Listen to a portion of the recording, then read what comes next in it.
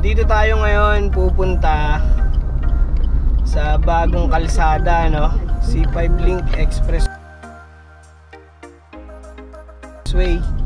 Saan ba yun? Ito.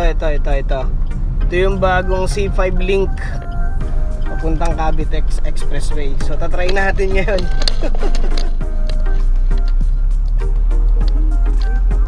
Yan. So instead na iikot pa tayo dun sa may tawag dito Kabiasnan, dun yung daan. Ito yung El Shaddai sa kanan. El Shaddai mga noy. So makiramdam muna tayo dito. Wala masyadong dumadaan, konti pa lang siguro nakakaalam nito. Let's check. Ito yung bagong gawang expressway. Pasok tayo dito. 17. Bayad pala.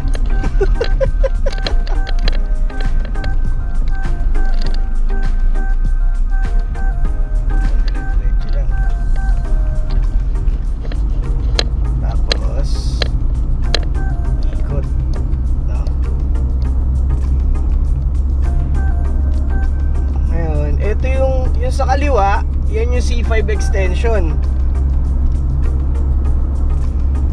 Tapos ayun yung SM Sukat, nasa unahan natin. First time kong dumaan dito eh. Bagong gawa tong expressway na to. So wala naman tayong kasabay. Oh, ang luwag ko. Ang laki nitong expressway na to. So wala tayong kasabay. So itong tinutumbok natin, itong padiretso na to, papunta to ng Cavitex. So instead na papasok ka pa ng Las Piñas o saan pa ba? Las Piñas lang. Kasi yung sa Kabiasnan, papunta na yun ng Coastal. Ito pala yung bago. Convenient to dahil hindi ka na papasok ng Las Piñas pa sa Pote para makapasok ka ng Cavitex. Las Piñas, Pasay, Bacoor. Saan ba tayo?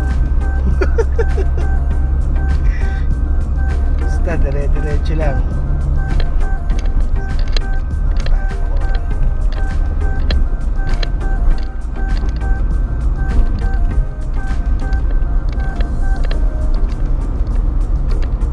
Wala ako kasabay, wala sasakyan sa likod namin. Ay sa likod ko. Ako lang mag-isa dito baka isipin nyo. Wow, virgin na virgin tong kalsadang to. Ayan, end of expressway, Cavitex Link. So Manila, Pasay kanan, Bacoor, Las Piñas next exit. Kaso parang hindi pantay-pantay yung kalsada. Ano siya? Umaalon-alon. Okay naman yung suspension natin. So labas na natin dito mga noy, Cavitex na. Ang bilis. Sa Cavitex na ako. Yun. Di ba? Cavitex na. So hindi na ako dumaan ng Cross Boulevard, ng Baclaran or ng Zapote. Rekta na dito. Diba? Oh yeah.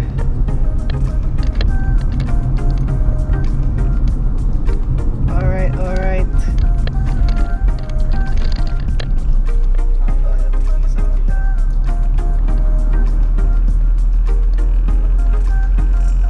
Cavitex na.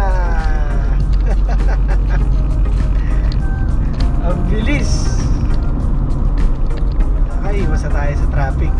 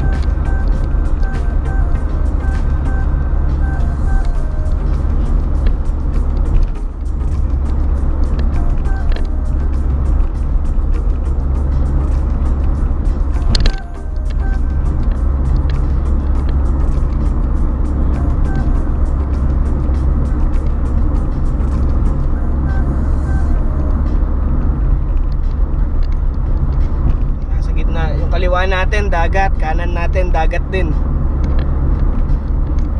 Bawal mag-picnic.